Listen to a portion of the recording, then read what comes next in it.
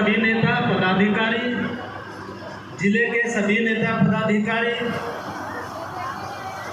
और झुमरी जिला नगर परिषद के सभी पार्षद जो यहाँ पर उपस्थित हैं, खास करके लड्डू भाई और नीलम पासवान जी, मंच का संचालन कर रहे हमारे भाई घनश्याम जी, और यहाँ पर बड़ी थकावट का आनंद ले रहे हमारे बड़े भाई अवधेश यादव जी। आप लोगों का आज के कार्यक्रम में बहुत बहुत स्वागत है, आभार है, बहुत बहुत अभिनंदन है। दोस्तों, आज हम 30वां स्थापना दिवस मना रहे हैं। ये सिर्फ झुमरी तिलैया में नहीं मनाया जा रहा है, पूरे देश के सभी राज्यों में आज स्थापना दिवस समारोह मनाया जा रहा है। हमारे नेता सुभाष जी को भी लालू जी ने कहा कि पटना आइए, स्थापना दिवस समारोह मनाएंगे। इन्होंने कहा कि नहीं, हम झुमरी तिलैया कोडरमा के लोगों के साथ स्थापना दिवस मनाएंगे। और आज ये अपना कीमती वक्त यहाँ पर दे रहे हैं झुमरी तिलैया में आपके स्थापना दिवस समारोह में। तो आज के 30वां स्थापना दिवस समारोह की आप लोगों को बहुत बहुत मुबारकबाद, शुभकामनाएं। सुभाष यादव जिंदाबाद, स्वर्गीय रमेश प्रसाद यादव अमर रहे, स्वर्गीय विश्वनाथ मोदी अमर रहे, स्वर्गीय मुमताज अंसारी अमर रहे। दोस्तों, बातें तो हमारे कार्यकर्ता बहुत अच्छा आपको बताए, और वक्ताओं की फहरिस्त भी बड़ी लंबी है और लोगों को भूख भी लगी है। सबसे ज्यादा भूख हमारे अवधेश भैया को लगी है। तो चलिए थोड़ा सा थामिए, बहुत जल्दी सभी नेता प्रवक्ता जितने हैं हमारे आपके नजरों से ओझल हो जाएंगे, बात करेंगे, निबट जाएंगे। दोस्तों, बात हो रही थी कि लालू जी की विचारधारा, लालू जी की सामाजिक न्याय, लालू जी की समाजवाद। आखिर समाजवाद है क्या? लालू जी की विचारधारा क्या थी, क्या है? आज तो लोगों के दिमाग में दूसरा चीज भरा हुआ है। आज तो लालू जी के विचारों को भूल गए लोग। लालू जी ने क्या किए, समाज में कैसे बराबरी का हक दिलाया, कोई नहीं जानते। आज के जो हमारा जनरेशन है उनको लालू जी के बारे में बताना पड़ेगा। आने वाला समय में याद रखिए, जब सरकारें बदलेगी तो सिलेबस में लालू जी के बारे में पढ़ना पड़ेगा आपको। लालू जी की जीवनी में, लालू जी के कारनामों को स्कूलों में, विद्यालयों में, कॉलेजों में पढ़ाया जाएगा। वो जीनी है उनकी। दोस्तों, लालू जी ने, अभी हमारे कार्यकर्ताओं ने कहा कि लालू जी ने सामाजिक न्याय को आगे बढ़ाया, लालू जी ने भोलाराम तूफानी को मंत्री बनाया। ये भोलाराम तूफानी है कौन? ये भोलाराम तूफानी उनके सरकार में मंत्री बनाए गए थे।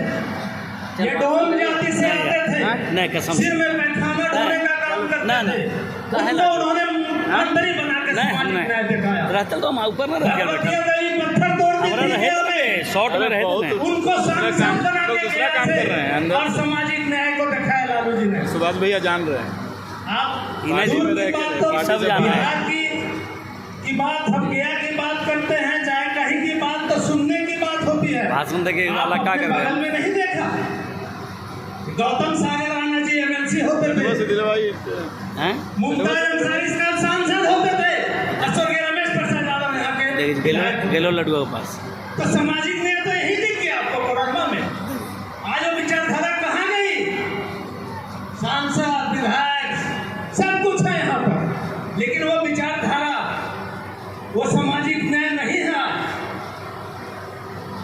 दोस्तों, 1957 में 5 जुलाई को हमारी पार्टी की स्थापना रखी गई थी, माननीय नेता लालू जी ने रखा। दोस्तों, आखिर पार्टी की स्थापना की क्या जरूरत पड़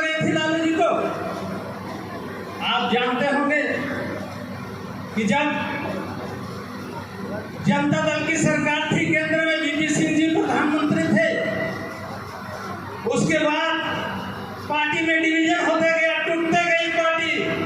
समाजवादी पार्टी बनी, जनता दल टूट के लोक जनशक्ति पार्टी बनी, जनता दल यूनाइटेड बना, जनता दल सेकुलर बना, हरियाणा विकास पार्टी बनी, बहुत सारी पार्टियां बनी।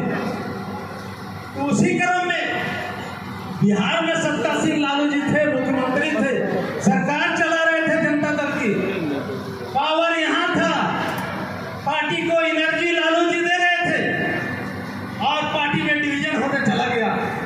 और केंद्र में नेतागिरी दूसरे लोग करते हैं और पार्टी को सींच रहे थे लालू जी। तो लालू जी को लगा कि क्यों नहीं हम अपनी पार्टी बना लें।